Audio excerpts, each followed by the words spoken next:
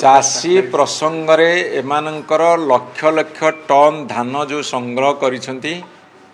तांकर केंद्र थिबा बड़ इंजिन ताकू नबाकू राजी नुहे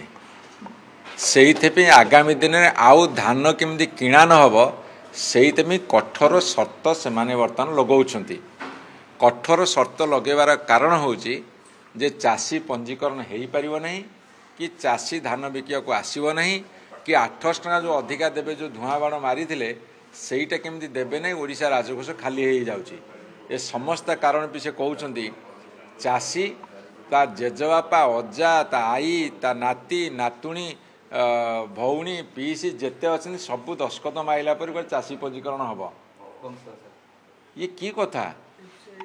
चाषी तो जमी तार थुआई यही जमी एतिकी फसल हो जमीर मालिक ये ताकू दियो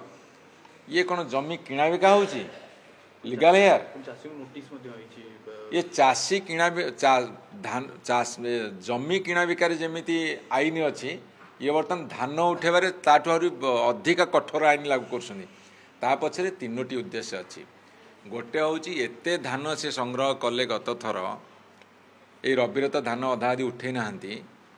सबू गोदाम फुल अच्छी तांकर बड़ भाई केंद्र सरकार जो बड़ इंजिन सी नबा को राजी नुहंती किए मैंने 800 टका अधिक जो इनपुट सब्सिडी देले 6000 7000 कोटी टका हाथ चलीगला से आगामी दिन देवालिया हो राज्य से पैसा दे पारे ना से जोगुरु वर्तमान सी कठोर नियम प्रणयन कर चाषी पंजीकरण करें कि धान बिकी पारे कि सरकार उपर दोष आसबनी एमाने बुड़ीबे चाषी की हैरान करिया माने ए सरकार बुड़ीब। देखो जो छाती जो चाषी मानकर रेजिस्ट्रेशन बर्तमान चलती बहुत समस्या रोचे से समस्या रे अनेक थर गला थर भी आम देखी जे सेटेलाइट रे करबा द्वारा धान चाष होता पड़िया बोली देखुं डंगर बोली देखुं किंतु ताकू संशोधन हैला परे भी अनुकारी हैला परे भी सरकार ताकू मानिलेनी।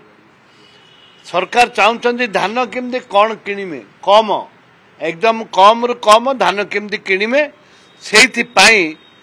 सब्सिडी कमिबो से व्यवस्था एवं चाषी माने जो हैरान हरकत होउचंती सरकार सचेतन हवा दरकार और से भाग होउचंती चाषी